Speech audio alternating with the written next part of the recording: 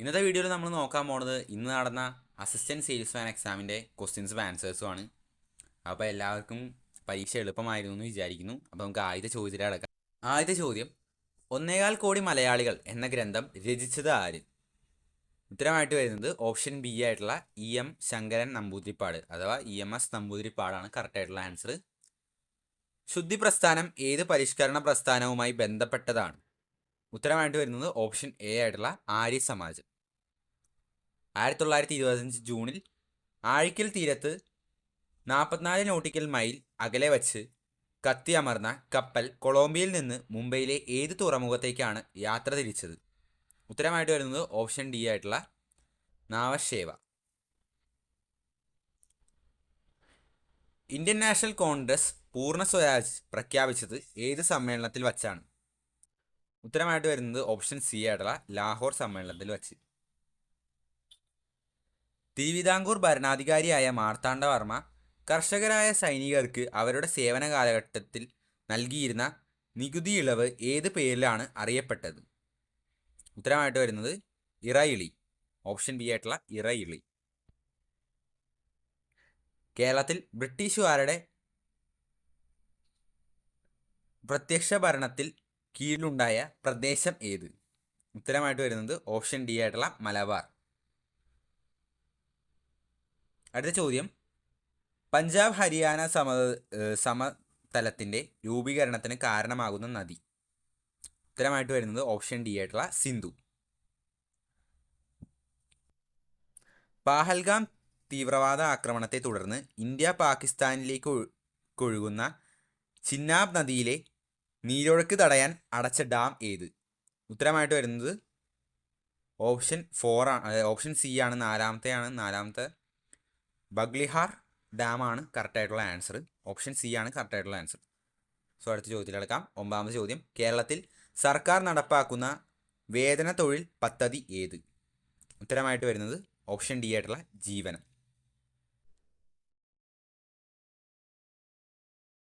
ഇനി നമുക്ക് അടുത്ത ചോദ്യത്തിലെടുക്കാം. 10ാമത്തെ ചോദ്യം, താഴെ പറയുന്നവയിൽ ശരിയായ പ്രസ്താവന ഏത്? ഇതിൽ കറക്റ്റായിട്ട് വരുന്നത് ഓപ്ഷൻ എ ആണ്. ഒന്നാമത്തെ മാത്രമാണ് ശരിയായിട്ടുള്ള പ്രസ്താവന. അതായത് കാറ്റിലൂടെ തിരശ്ചീന തലത്തിൽ താപം വ്യാപിക്കുന്ന പ്രക്രിയയാണ് അഭിവാഹനം. അതാണ് കറക്റ്റായിട്ടുള്ള പ്രസ്താവന. അടുത്ത ചോദ്യം 11ാമത്തെ, ഇന്ത്യൻ ഉപഭൂഖണ്ഡത്തിൽ ഉൾപ്പെടാത്ത രാജ്യം ഏത്? ഇവിടെ കൊടുത്തിരിക്കുന്ന നേപ്പാൾ, ബംഗ്ലാദേശ്, അതുപോലെ തന്നെ ഭൂട്ടാൻ, ഇവയെല്ലാം ഇന്ത്യൻ ഉപഭൂഖണ്ഡത്തിൽ ഉൾപ്പെട്ട രാജ്യങ്ങളാണ്. പക്ഷേ അഫ്ഗാനിസ്ഥാൻ മാത്രം ഇന്ത്യയോട് തൊട്ട് അടുത്ത് കിടക്കുന്ന രാജ്യമാണെങ്കിലും ഇന്ത്യൻ ഉപഭൂഖണ്ഡത്തിൽ ഉൾപ്പെടാത്ത രാജ്യമാണ് അഫ്ഗാനിസ്ഥാൻ.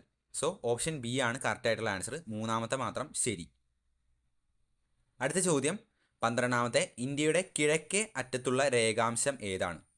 ഉത്തരമായിട്ട് വരുന്നത് ഓപ്ഷൻ എ ആയിട്ടുള്ള 97 ഡിഗ്രി 25 മിനിറ്റ് കിഴക്ക്. ഇനി അടുത്ത ചോദ്യത്തിലെടുക്കാം. 13ാമത്തെ, വരും തലമുറയ്ക്ക് അവരുടെ ആവശ്യങ്ങൾ നിറവേറ്റാനുള്ള കഴിവിൽ കുറവ് വരാതെ ഇന്നത്തെ തലമുറ അവരുടെ ആവശ്യങ്ങൾ നിറവേറ്റുന്ന സമീപനമാണ് സുസ്ഥിര വികസനം. ഈ പ്രസ്താവന മുന്നോട്ട് വച്ചത് ആര്? ഉത്തരമായിട്ട് വരുന്നത് ഓപ്ഷൻ എ ആയിട്ടുള്ള ബ്രിഡ്ലാൻഡ് കമ്മീഷനാണ് കറക്റ്റായിട്ടുള്ള ആൻസർ. അടുത്ത ചോദ്യത്തിലെടുക്കാം. 14ാമത്തെ ചോദ്യം, ഒരു പ്രദേശത്തെ 20 അംഗങ്ങളോളം വരുന്ന ആളുകൾ ഒത്തുചേർന്ന് ചെറിയ സംഘങ്ങൾ രൂപീകരിക്കുന്നു. ഓരോ അംഗവും നിശ്ചിത തുക സംഘത്തിൽ നിക്ഷേപിക്കുന്നു. ബാങ്കുകൾ ഈ സംഘങ്ങൾക്ക് കുറഞ്ഞ നിരക്കിൽ വായ്പ നൽകുന്നു. അങ്ങനെ 2 രീതിയിൽ കിട്ടിയ പണം മൂലധനമാക്കി അംഗങ്ങൾക്ക് വായ്പ നൽകുന്ന ഈ സമ്പ്രദായം ഏതാണ് എന്നാണ് ചോദ്യം. ഉത്തരമായിട്ട് വരുന്നത് ഓപ്ഷൻ ഡി ആയിട്ടുള്ള മൈക്രോ ഫിനാൻസ് ആണ് കറക്റ്റായിട്ടുള്ള ആൻസർ. നമ്മൾ പറയുന്ന ഉത്തരങ്ങളിൽ എന്തെങ്കിലും തെറ്റുണ്ടെങ്കിലോ അല്ലെങ്കിൽ നിങ്ങൾക്ക് എന്തെങ്കിലും ഡൗട്ട് ഉണ്ടെങ്കിലോ നിങ്ങൾക്ക് കമൻറ്റ് ബോക്സിൽ ഇടാവുന്നതാണ്. അപ്പോൾ നമ്മൾ അതനുസരിച്ച് മറുപടി പറയാവുന്നതാണ്. അതുപോലെ തന്നെ ഞങ്ങൾക്ക് എന്തെങ്കിലും തെറ്റ് വരുത്തിയിട്ടുണ്ടെങ്കിൽ അതും നമുക്ക് കമൻറ്റ് ബോക്സിലേക്ക് ഇട്ട് അറിയിക്കാവുന്നതാണ്. അപ്പോൾ മറ്റുള്ളവർക്കും അത് കാണാൻ പറ്റും. സോ ഇനി നമുക്ക് അടുത്ത ചോദ്യത്തിലേക്കാം. 15ാമത്തെ ചോദ്യം, ഇന്ത്യയുടെ 16ാം ധനകാര്യ കമ്മീഷൻ്റെ ചെയർമാൻ ആരാണ്?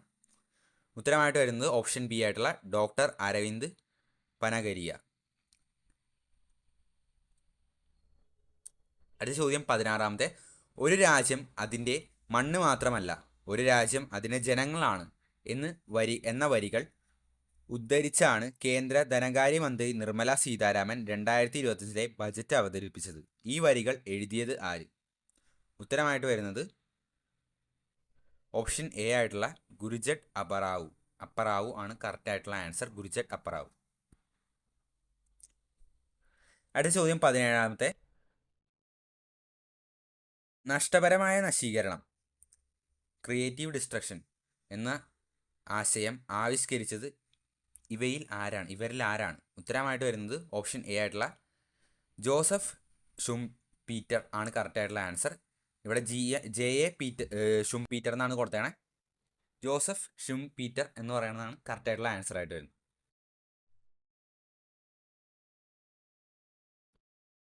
അടുത്ത ചോദ്യം 18.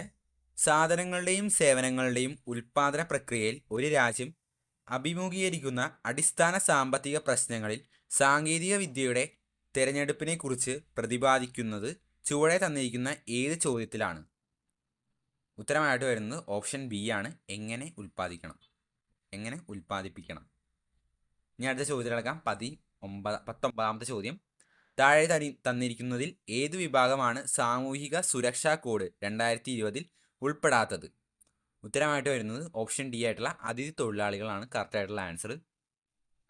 താഴെ തന്നിരിക്കുന്ന പ്രസ്താവനകളിൽ തെറ്റായ പ്രസ്താവന ഏത് അല്ലെങ്കിൽ ഏതൊക്കെ? ഉത്തരമായിട്ട് വരുന്നത് ഓപ്ഷൻ ബി ആണ്, 2ഉം 3ഉം. ബാക്കിയുള്ളതൊക്കെ ശരിയായിട്ടുള്ള പ്രസ്താവനയാണ്. ശരിയായിട്ടുള്ളത് മാത്രം മിസ് വായിക്കാം. 73ഉം 74ഉം ഭരണഘടനാ ഭേദഗതികളുടെ അടിസ്ഥാനത്തിലാണ് സംസ്ഥാന തിരഞ്ഞെടുപ്പ് കമ്മീഷൻ നിലവിൽ വന്നത്. അത് ശരിയാണ്. അതുപോലെ തന്നെ കേരള സംസ്ഥാന തിരഞ്ഞെടുപ്പ് കമ്മീഷൻ്റെ ഇപ്പോഴത്തെ മുഖ്യ തിരഞ്ഞെടുപ്പ് കമ്മീഷണർ എ ഷാജഹാനാണ്. അതും ശരിയാണ്. ബാക്കി 2ഉം 3ഉം തെറ്റാണ്. ഓപ്ഷൻ ബി ആണ് കറക്റ്റ് ആയിട്ടുള്ള ആൻസർ. അടുത്ത ചോദ്യത്തിലേക്കാം. 21. കേരളത്തിലെ പൊതുസ്ഥലങ്ങളിൽ മാലിന്യം വലിച്ചെറിയുന്ന കുറ്റങ്ങൾ റിപ്പോർട്ട് ചെയ്യുന്ന വ്യക്തിക്ക് നൽകുന്ന പാരിതോഷികം താഴെ പറയുന്നവയിൽ ഏതാണ്? ഉത്തരമായിട്ട് വരുന്നത് ഓപ്ഷൻ സി ആയിട്ടുള്ള 2500 റുപ്പീസ് ആണ് കറക്റ്റ് ആയിട്ടുള്ള ആൻസർ. അടുത്ത ചോദ്യം. ദരിദ്രരിൽ ദരിദ്രരായ ജനവിഭാഗത്തിന് തുച്ഛമായ വിലയ്ക്ക് ഭക്ഷ്യധാന്യങ്ങൾ നൽകുന്ന കേന്ദ്ര സർക്കാരിൻ്റെ പദ്ധതി ഏത്? ഉത്തരമായിട്ട് വരുന്നത് ഓപ്ഷൻ സി ആയിട്ടുള്ള അന്ത്യോദയ അന്ന യോജന പദ്ധതി. ഇനി 23. ചോദ്യം. താഴെ തന്നിരിക്കുന്ന പ്രസ്താവനകളിൽ തെറ്റായ പ്രസ്താവന കണ്ടെത്തുക. ഉത്തരമായിട്ട് വരുന്നത് ഓപ്ഷൻ സി ആയിട്ടുള്ള ഇതിനുള്ള ഉത്തരവ് ഇറക്കിയ ശ്രീമൂലം തിരുനാളാണ്.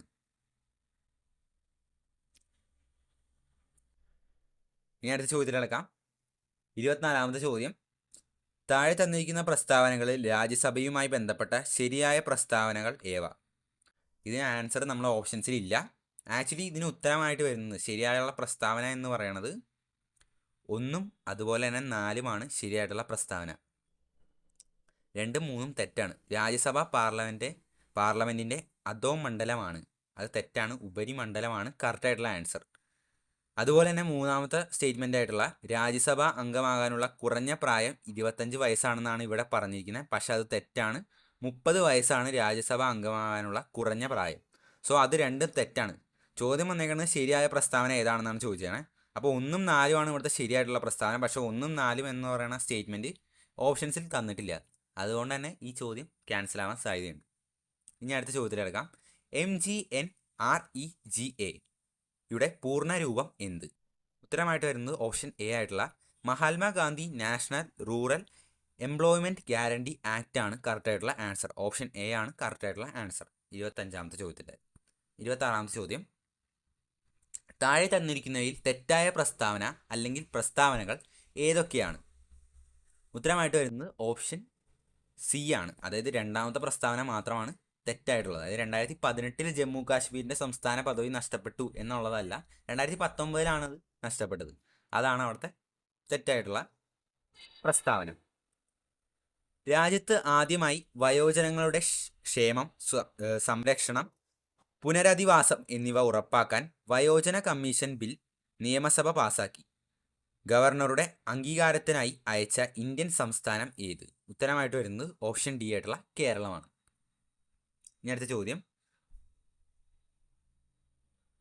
28. സുരക്ഷാ നയം എന്തിൻ്റെ മുദ്രാവാക്യമാണ്?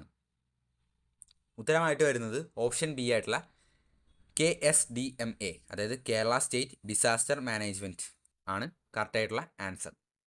29. ചോദ്യം. ഇറാൻ ഇസ്രായേൽ യുദ്ധത്തിന് തുടർന്ന് ഇറാനിൽ നിന്ന് ഇന്ത്യക്കാരെ ഇന്ത്യയിലേക്ക് എത്തിക്കുവാനുള്ള നടപടി അറിയപ്പെടുന്ന ഏത് പേരിലാണ്? ഉത്തരമായിട്ട് വരുന്നത് ഓപ്ഷൻ ബി ആണ്, ഓപ്പറേഷൻ സിന്ധു. നമ്മൾ ഓപ്പറേഷൻസിനെ പറ്റി ജസ്റ്റ് ഒരു വീഡിയോ ഇട്ടിട്ടുണ്ട്. അത് നിങ്ങൾക്ക് ഇവിടെ ഐ ബോക്സിൽ ഇപ്പോൾ വന്നിട്ടുണ്ടാവും. അതൊന്ന് നിങ്ങൾ ജസ്റ്റ് ചെക്കൗട്ട് ചെയ്ത് നോക്കുക. കുറച്ച് ഓപ്പറേഷൻസ് ചെറിയൊരു വീഡിയോ ആണ്, 5 മിനിറ്റിൻ്റെ, യൂസ്ഫുൾ ആണ്. അടുത്ത ചോദ്യം കിടക്കാം. 30ാമത്തെ ചോദ്യം. ഇന്ത്യൻ ഭരണഘടനയിലെ മൗലിക അവകാശങ്ങളുമായി ബന്ധപ്പെട്ട വകുപ്പ് 19 പെടാത്ത പ്രസ്താവന ഏത്? ഉത്തരമായിട്ട് വരുന്നത് ഓപ്ഷൻ സി ആയിട്ടുള്ള നിയമത്തിനു മുമ്പിൽ എല്ലാവരും തുല്യരാണ്. 31ാമത്തെ ചോദ്യം. സോഷ്യലിസം, മതേതരത്വം എന്ന 2 പദങ്ങൾ 42ാം ഭേദഗതിയുടെ ഭരണഘടനയുടെ ഏത് ഭാഗത്താണ് കൂട്ടിച്ചേർത്തത്? ഉത്തരമായിട്ട് വരുന്നത് ഓപ്ഷൻ എ പ്രിയാമ്പിൾ അഥവാ ആമുഖത്തിലാണ്. ഇനി നമുക്ക് അടുത്ത ചോദ്യത്തിലടക്കാം. അടുത്ത ചോദ്യം 32ാമത്തെ ചോദ്യമാണ്. സുതാര്യവും ഊർജ്ജസ്വലവുമായ സർക്കാർ പദ്ധതി ചുവപ്പു നാട ഇല്ലാതെ എല്ലാവരിലേക്കും സുരക്ഷിതവും വേഗത്തിലും ഉള്ളതുമായി വിവരങ്ങൾ എത്തിച്ചേരുന്നു. വിവേചനമില്ലാത്ത എല്ലാ പൗരന്മാർക്കും ലഭ്യമാകുന്ന പദ്ധതി. ഈ ഗവേണൻസിനെ കുറിച്ചുള്ള ഈ പ്രസ്താവന ആരുടേതാണ്? ഉത്തരമായിട്ട് വരുന്നത് ഓപ്ഷൻ ഡി ആയിട്ടുള്ള ഡോക്ടർ APJ അബ്ദുൽ കലാം. അടുത്ത ചോദ്യം 33ാമത്തെ. ചേരുംപടി ചേർക്കുക. ഉത്തരമായിട്ട് വരുന്നത് ഓപ്ഷൻ എ ആണ്. അതായത് യൂണിയൻ ലിസ്റ്റും ആയി ബന്ധപ്പെട്ടത് സെൻസസ് ആണ്. അതുപോലെ തന്നെ സംസ്ഥാന ലിസ്റ്റുമായി ബന്ധപ്പെട്ടത് ഓപ്ഷൻ ഡി ആയിട്ടുള്ള ജയിലുകൾ. കോൺകറന്റ് ലിസ്റ്റുമായി ബന്ധപ്പെട്ടത് ഓപ്ഷൻ എ ആയിട്ടുള്ള വനം. അവശിഷ്ടാധികാരമായി ബന്ധപ്പെട്ടത് ഓപ്ഷൻ ബി ആയിട്ടുള്ള സൈബർ നിയമങ്ങൾ ആണ് കറക്റ്റായിട്ടുള്ള ആൻസർ. ഇനി അടുത്ത ചോദ്യം 34ാമത്തെ. ആരോഗ്യ കേരളം പദ്ധതിയുടെ പ്രധാന ഉദ്ദേശം എന്താണ്? ഉത്തരമായിട്ട് വരുന്നത് ഓപ്ഷൻ സി ആയിട്ടുള്ള ആരോഗ്യ സേവനങ്ങൾ ഗ്രാമപ്രദേശങ്ങളിലെ ജനങ്ങൾക്ക് എത്തിക്കുക എന്നുള്ളതാണ് കറക്റ്റായിട്ടുള്ള ആൻസർ. ഇനി നമുക്ക് അടുത്ത ചോദ്യത്തിലെടുക്കാം. അടുത്ത ചോദ്യം 35ാമത്തെ ചോദ്യമാണ്. തലച്ചോറിൻ്റെ പ്രധാനപ്പെട്ട ഭാഗമായ സെറിബ്രത്തെക്കുറിച്ചുള്ള പ്രസ്താവനകൾ താഴെ കൊടുത്തിരിക്കുന്നു. ശരിയായിട്ടുള്ളത് തിരഞ്ഞെടുത്തെഴുതുക. ഉത്തരമായിട്ട് വരുന്നത് ഓപ്ഷൻ എ ആണ്, 1ഉം 4ഉം. ഒന്നാമത്തെ സ്റ്റേറ്റ്മെൻറ്റ് വായിക്കാം ജസ്റ്റ്.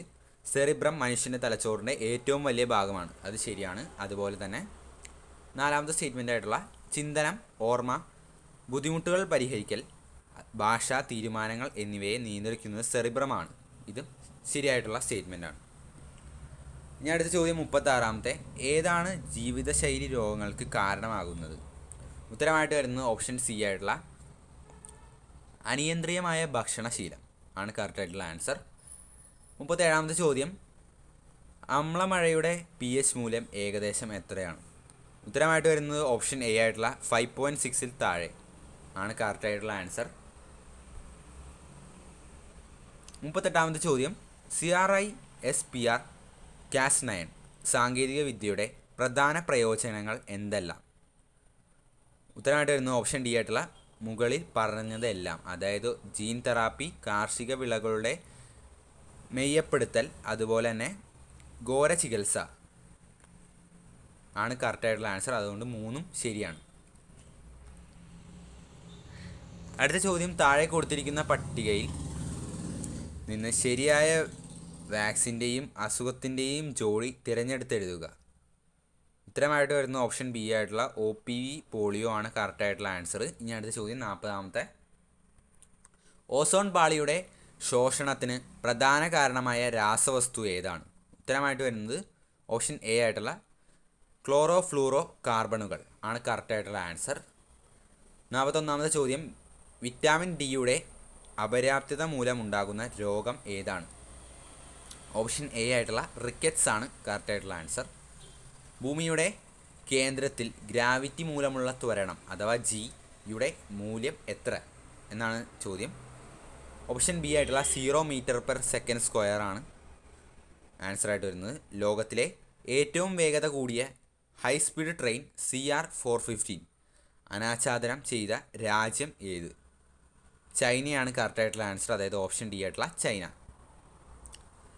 44ാമത്തെ ചോദ്യം. നാസയിലെ ബഹിരാകാശ യാത്രികരായ സുനിത വില്യംസും ബാരി വിൽമോർ 2024 ജൂൺ മുതൽ 2025 മാർച്ച് വരെ 9 മാസക്കാലം അന്താരാഷ്ട്ര ബഹിരാകാശ നിലയത്തിലെ ഗവേഷണത്തിന് ശേഷം ഭൂമിയിലേക്ക് മടങ്ങിയത് ഏത് വാഹനത്തിലായിരുന്നു? ഉത്തരമായിട്ട് വരുന്നത് ഓപ്ഷൻ എ ആയിട്ടുള്ള സ്റ്റാർ ലൈനർ ആണ് കറക്റ്റായിട്ടുള്ള ആൻസർ ആയിട്ട് വരുന്നത്. ഇനി അടുത്ത ചോദ്യം 45. ഏതൊരു പ്രവർത്തനത്തിനും തുല്യവും വിപരീതവുമായ ഒരു പ്രവർത്തനം ഉണ്ടായിരിക്കും. ഇത് ന്യൂട്ടൻ്റെ എത്രാമത്തെ ചലന നിയമമാണ്? ഓപ്ഷൻ സി ആയിട്ടുള്ള 3-ാം ചലന നിയമമാണ് കറക്റ്റായിട്ടുള്ള ആൻസർ.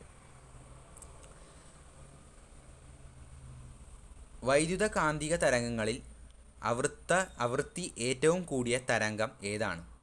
ഉത്തരമായിട്ട് വരുന്നത് ഓപ്ഷൻ എ ആയിട്ടുള്ള ഗാമ കിരണം അഥവാ ഗാമ റേസ് ആണ് കറക്റ്റായിട്ടുള്ള ആൻസർ ആയിട്ട് വരുന്നത്. അടുത്ത ചോദ്യം, ഒരു ചരക്ക് കപ്പൽ അപകടത്തിൽപ്പെട്ടാൽ അതിലെ കണ്ടെയ്നറുകളിൽ കാൽസ്യം കാർബൈഡ് ഉണ്ടെങ്കിൽ അതിന് ജലവുമായി സമ്പർക്കമുണ്ടാകുമ്പോൾ പുറത്തു വരുന്ന വാതകം ഏത്? ഉത്തരമായിട്ട് വരുന്നത് ആസ്റ്റലിൻ ഗ്യാസ് ആണ് കറക്റ്റായിട്ടുള്ള ആൻസർ. ഓപ്ഷൻ ബി ആണ് ശരിയായിട്ടുള്ള ഉത്തരം. ഇനി അടുത്ത ചോദ്യം 48-ാമത്തെയാണ്. പ്രോട്ടീനുകളുടെ ത്രിമാന ഘടന പ്രവചിക്കാൻ സഹായിക്കുന്ന നിർമ്മിത ബുദ്ധി ഉപകരണം അഥവാ AI ടൂള് ഏത്? ഉത്തരമായിട്ട് വരുന്നത് ഓപ്ഷൻ സി ആയിട്ടുള്ള ആൽഫ ഫോൾഡ് ആണ് കറക്റ്റായിട്ടുള്ള ആൻസർ. 132 ഗ്രാം കാർബൺ ഡൈ ഓക്സൈഡിൽ എത്ര മോൾ CO2 അടങ്ങിയിരിക്കുന്നു എന്ന് കണ്ടെത്തുക. ഉത്തരമായിട്ട് വരുന്നത് ഓപ്ഷൻ സി ആയിട്ടുള്ള 3 മോളാണ് കറക്റ്റായിട്ടുള്ള ആൻസർ. ഒരു നിശ്ചിത താപനിലയിൽ പൂരിതമാകാൻ ആവശ്യമായതിൽ കൂടുതൽ ലീനം ലയിച്ച് ചേർന്ന ലായനിയെ പറയുന്ന പേരെന്ത്? ഉത്തരമായിട്ട് വരുന്നത് ഓപ്ഷൻ എ ആയിട്ടുള്ള അതിപൂരിത ലായനി. അടുത്ത ചോദ്യം 51-ാമത്തെ. സ്ഥിരകാന്തങ്ങൾ നിർമ്മിക്കാൻ ഉപയോഗിക്കുന്ന ഇത് ഏത് ലോഹസങ്കരമാണ്? ഉത്തരമായിട്ട് വരുന്നത് ഓപ്ഷൻ എ ആയിട്ടുള്ള അൽനിക്കോ ആണ് കറക്റ്റായിട്ടുള്ള answer. Aluminium, nickel, cobalt, iron അതാണ് അൽനിക്കോ. ഇനി നമുക്ക് 52-ാമത്തെ ചോദ്യത്തിലേക്ക് കിടക്കാം. ചേരുംപടി ചേർക്കുക. ഒന്നാമത്തെ ഇതിന് ആൻസർ ആയിട്ട് വരുന്ന ഓപ്ഷൻ എ ആണ്. അത് ജസ്റ്റ് വായിക്കാം. നിരീശ്വരൻ അതിന് ചേരുന്നത് ഓപ്ഷൻ ഡി ആയിട്ടുള്ള VJ ജെയിംസ് ആണ് കറക്റ്റായിട്ടുള്ളത്. മീശ അതുമായിട്ട് ചേരുന്നത് ഓപ്ഷൻ സി ആയിട്ടുള്ള S ഹരീഷാണ്. അതുപോലെ തന്നെ ലാന്തൻ ബത്തേരിയിലെ ലുത്തിനികൾ എന്ന് പറയുന്ന കൃതിയുടെ രചയിതാവായിട്ട് വരുന്നത് ഓപ്ഷൻ ഇ ആണ്, അതായത് NS മാധവനാണ്. അതുപോലെ തന്നെ സമ്പർക്ക് ക്രാന്തി ആയി ബന്ധപ്പെട്ടത് ഓപ്ഷൻ എ ആയിട്ടുള്ള വി ഷിനിലാൽ ആണ് കറക്റ്റായിട്ടുള്ള ആൻസർ. സോ ഉത്തരമായിട്ട് വരുന്നത് ഓപ്ഷൻ എ ആണ്. ഇനി അടുത്ത ചോദ്യം, കേരള സർക്കാരിൻ്റെ പരമോന്നത സാഹിത്യ ബഹുമതി ഏതാണ്?